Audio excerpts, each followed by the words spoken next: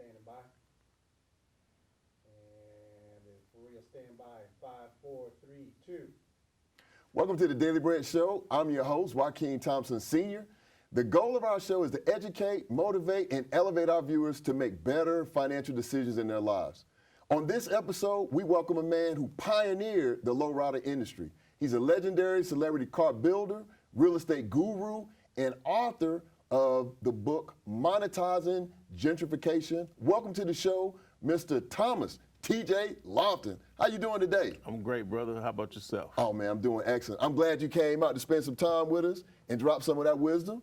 Oh, thank you, brother, for the invite. I know you came on when you called me yesterday and you said you was just coming in from LA, man. I felt honored. You know, I said, man, TJ coming all the way from LA to be on my show, man, it just humbled me, man. I knew how important this is, brother. We got to support, make sure things happen, you know? Okay, so what's going on in your world? Let people know. I guess I should back up. Wow. Because me and you friends, we know each other. Tell people, really, who is Thomas TJ Loftin? And what are you doing? Because I know you always doing a bunch of different things, and I threw out a lot of stuff, but let us know who you are.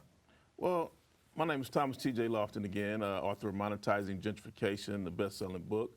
I've been following gentrification, so that's why I wrote that book. But who I am, my early beginnings is, I started off as a celebrity car building, grew up in Compton, California. We put lowriders in rap videos, movies, TV shows, commercials, etc., all the way down to the luxury cars. Right. You know, so I'm very big on the automotive industry as well as real estate. So I pathway into the real estate because I realized a lot of people don't know anything about real estate.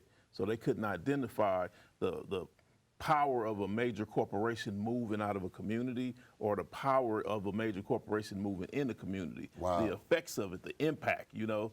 I'm like, it's raining money out here and y'all trying to do these things.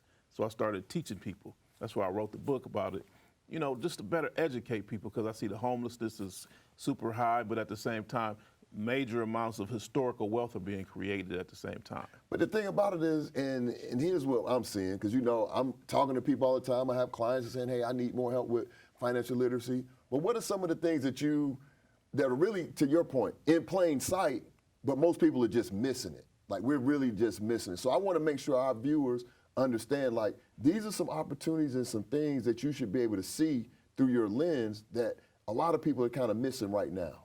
One will be the automobiles, for example. Okay.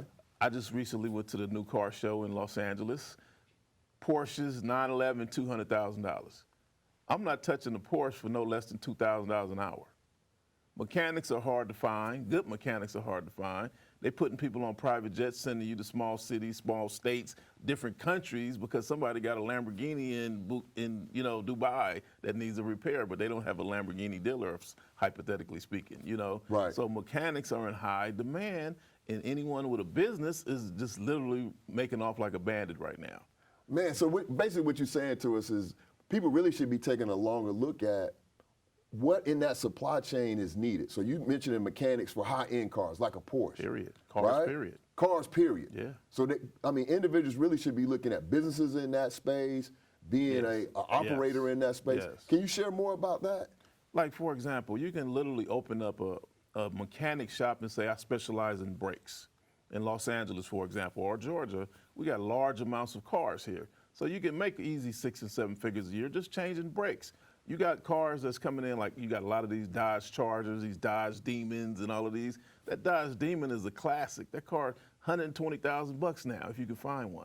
They only made them for 3 years. So you coming in my shop and you want me to change your brakes on a Dodge Demon? You know what I mean? So It's like, man, it's like money out here, easy money, because your average car is starting off at $50,000. Wow. You know, I'm like, little Kias is 50, 60,000. I'm like, you got to be kidding me, you know? But regardless, it's a lot of money to be made working on those cars, and it's not enough people to do it. So when we say not enough people, in your opinion, because I know you're the expert in that space, in the car building space, I know you've done a lot of stuff in the lowrider industry, in the celebrity industry. Is it just that we've put a connotation on being a mechanic, like we've made it where it's lower than what it should be, when in actuality, it's an opportunity to really be, freedom. Right. You can make your own money, create your own business. Things that create wealth, that pathways off to entrepreneurship are removed out of the educational system.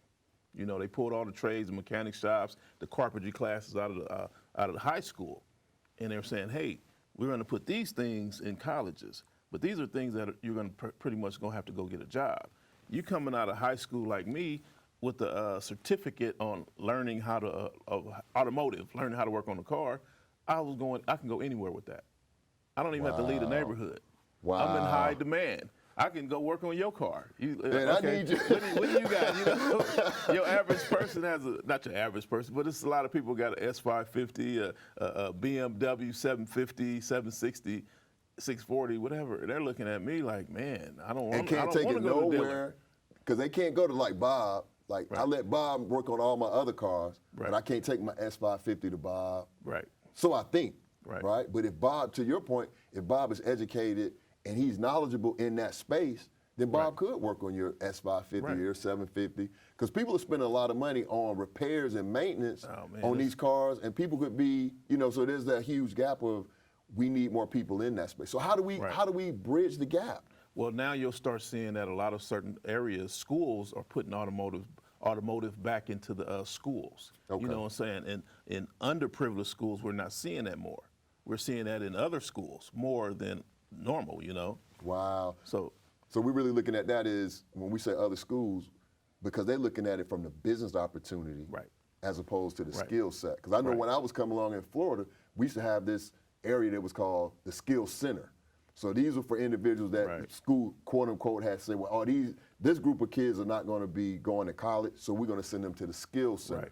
And they learn automotive, they learn heating and air, they learn plumbing, they learn electrical. But those are the people that end up with jobs and businesses as opposed to a lot of, and I'm not going to go there right now because we're going to keep talking. And I know you're warming up, but that's where a lot of college kids are stumbling because they're coming out of college with so much student loan debt, and then they can't get, quote unquote, the jobs to support that debt. You got to move away from home because no one's hiring in this area with that job. You know, it's absolutely ridiculous, but it's a lack of communication on our behalf or a lack of understanding. I'm like, so I need to explain to you so you'll get a clear understanding. Most people say, oh, mechanics a good situation. No, mechanics a great situation. It's a 6 to 7 figure a year industry per mechanic. So what do you mean, TJ? You got all these rappers got probably 10 and 50 cars, right? Right. Now, each rapper needs their own personal mechanic. So think about it. I'm Jay-Z's personal mechanic because him and Beyonce got 60 cars total, and they ain't going to the DMV to get tags. You know what I'm saying? Wow. So I'm gonna handle that. Jay may say, TJ, I need you. I'm just being hypothetical, by the way. He may say, TJ, I need you to, you know, take the Ferrari down there. I want that thing candy apple red, and I want some, you know, candy burgundy seats or something with some alligator or something, you know. Matter of fact, put some Louis Vuitton in there.